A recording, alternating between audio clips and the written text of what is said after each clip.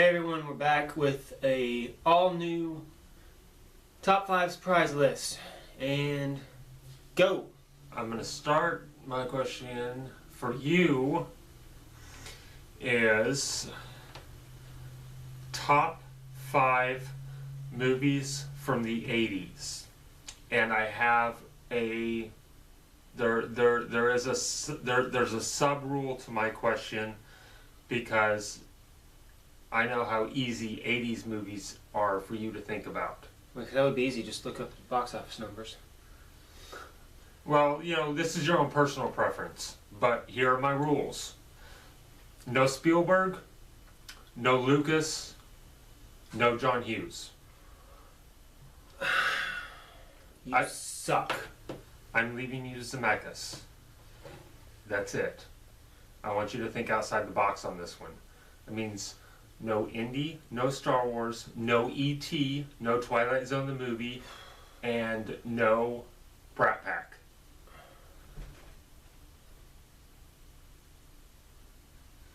My top 5 movies that, in my own personal opinion, epitomizes the 80s, or just in my own mind, epitomizes the 80s. Number 1 is probably the most obvious one. It'd be Top Gun 1986. Not only was one of the biggest money makers of that year, it was one of the top grossing movies of the 80s period.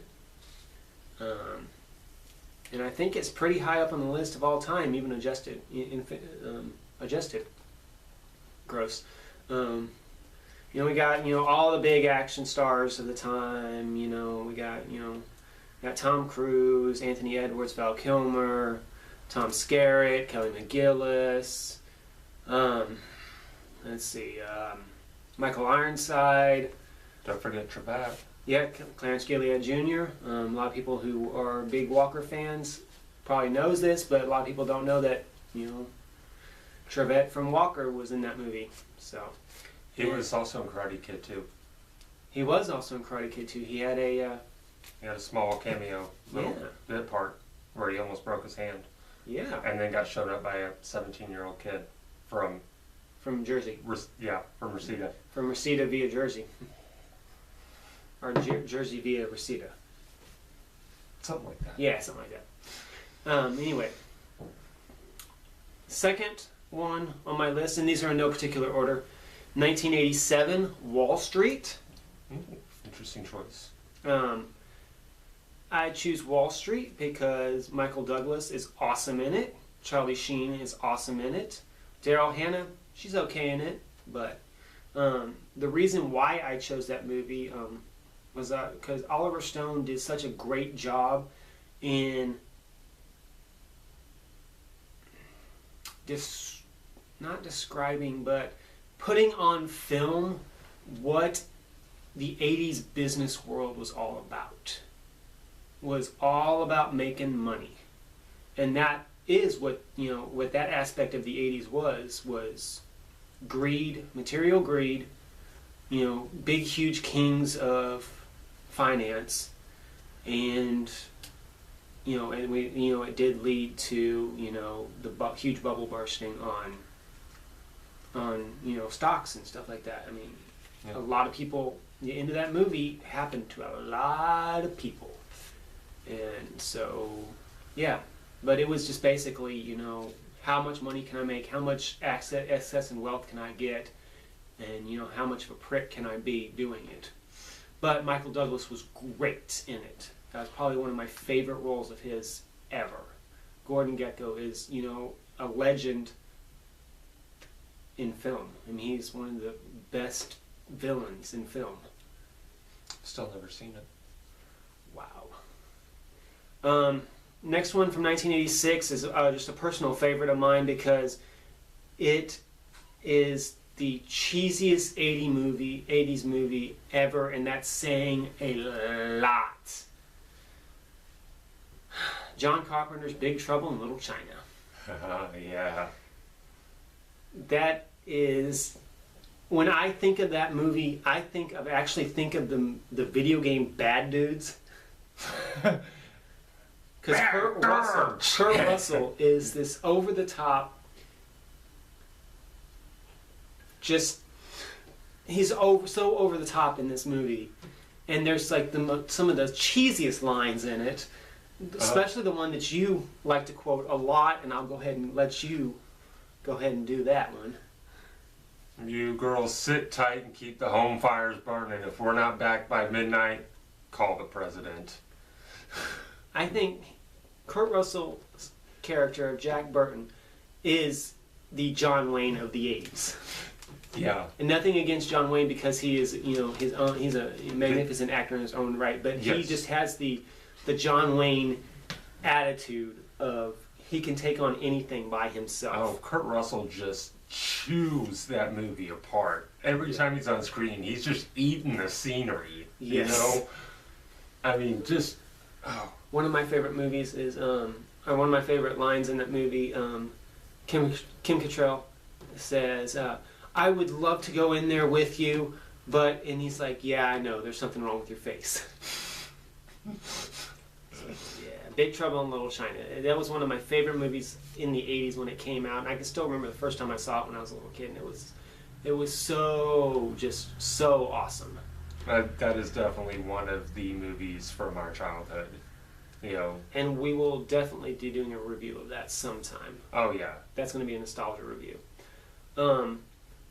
The fourth one, this movie redefined a genre. 1984's Nightmare on Elm Street. We have differing views of horror movies, but that movie, if that movie never came out, we would never have the progression to the horror that we have today. That was one of the first slasher flicks, in my opinion. I know he has a different opinion on what slasher flicks are. I've shared my opinion a few times on horror versus slasher. Mm-hmm. Nightmare on Elm Street is a horror movie because he's supernatural. Yes. And that's the difference. A slasher movie is a human being, like Michael Myers up until part 4, or Jason up until whichever one where he goes to space or comes back from life or something. I don't know. Yeah. But if they're human, then it's a slasher movie. If there's any supernatural involved, it's a horror movie. And yeah, Nightmare on Elm Street was huge in that sense. Now, Freddy Krueger was a human. Yeah. That did kill, but in this incarnation of his, of him, it is a supernatural thing. Yeah. But we could go on for hours on that. But Nightmare on Elm Street was, redefined horror. It really did. In the 80s. Robert Englund, that's what blew him up, period. Wes Craven, that's what helped, make him even bigger than what he already was. And without Nightmare on Elm Street, we wouldn't have Johnny Depp. It'd be a lot. That was actually Johnny Depp's very first role. Yeah. And that's what we were introduced to him. And he got sucked into a bed and liquefied in a blender, which was one of the best kills ever.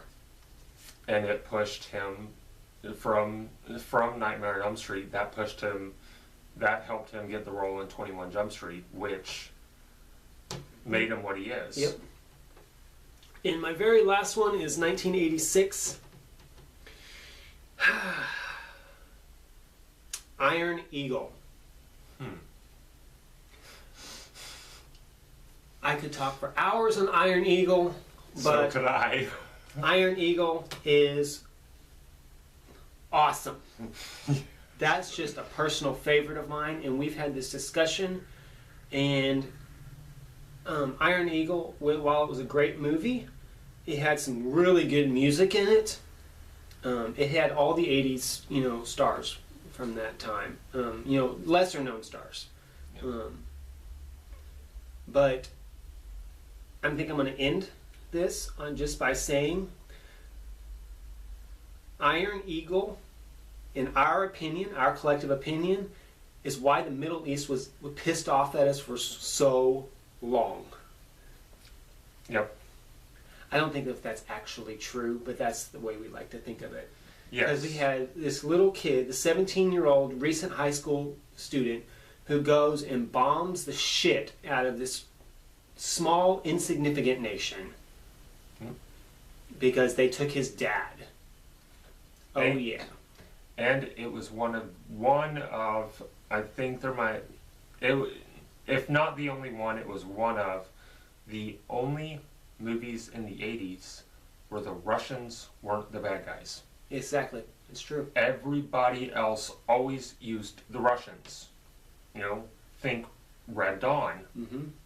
You know, although Red Dawn also did have, it wasn't only the Russians in Red Dawn. It was also, I believe, the Cubans. I think it was a team up, but it doesn't matter. Communist powers. Yeah, that blah, blah, blah, blah, blah. It doesn't matter. But it was kind of, it was innovative for the time, you know? Mm-hmm. We're like, oh my gosh, there are other countries out there besides that Russia. That don't like us. Yeah. Mm-hmm. Well, you done? I'm done, yeah. Well, Get your honorable mention. I actually had two. One of them's obvious, one of them is not so obvious. The obvious one would have been Die Hard. Because that was a movie much in the same vein as Nightmare on Elm Street.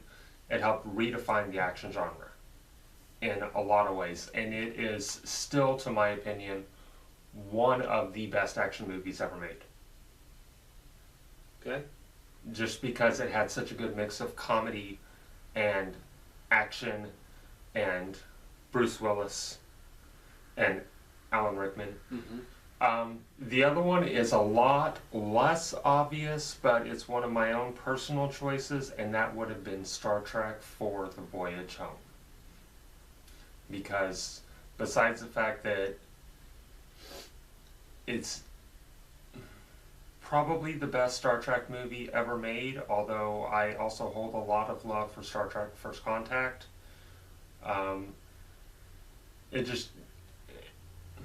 It really changed a lot of things, especially with Star Trek in general, because, you know, they did 2, 3, and 4 as a trilogy of movies. You know, even though there were 6 and a half / 7 movies with the original cast, 2, 3, and 4 was one continuous storyline, and it was so different because they were on Earth the whole time, and it was just very beautifully done. Plus, it helped. There's an important lesson to be learned from Star Trek 4. If you have an ensemble cast like that, and you want to have a movie done right, give it to one of the actors. Because Leonard Nimoy wrote and directed that. And it was one of the best Star Trek movies ever made. Or probably the best. The other one would have been First Contact, which was written and directed by Jonathan Frakes. If you want to do something right, from a TV show to a movie, blah, blah, blah, however you want to set that up, something that's been going on for a long time, give it to one of the actors. They know it better than anything. Another thing about Star Trek 4 is not only was it an 80s movie, it actually took place in the 80s. Yes. On Earth. And it's so 80s once they're on Earth. 80s. But there's also an important lesson to learn from this movie, like an environmental lesson. Yeah. You know, you don't want to screw up the future. You know, don't F up the past. I mean, don't F up the present if you don't want to screw up the future. And that's me getting off my soapbox. But yeah, you know, there's no whales left. There's no humpback whales left, and the humpback whales is what saves the Earth. Yeah. And that whole trilogy of movies was all about not messing with Mother Nature. Mm-hmm. You know, I mean, the second one was all about the Genesis program, which was creating life out of nothing. And the third one was kind of weird, but it had Christopher Lloyd as a Klingon, so we forgive it, which is awesome. Anyway, we are again running long. We're running long. Yes, we always do that. Yep. Okay. So that's our top 5 list for this week. I don't know if we're going to do another one next week or do another one next year. I don't know. But if you have any suggestions for top 5 lists, let us know and we'll we'll do them. Yep. We'll talk about anything. Yep. All right. Thanks for watching. Blessed be.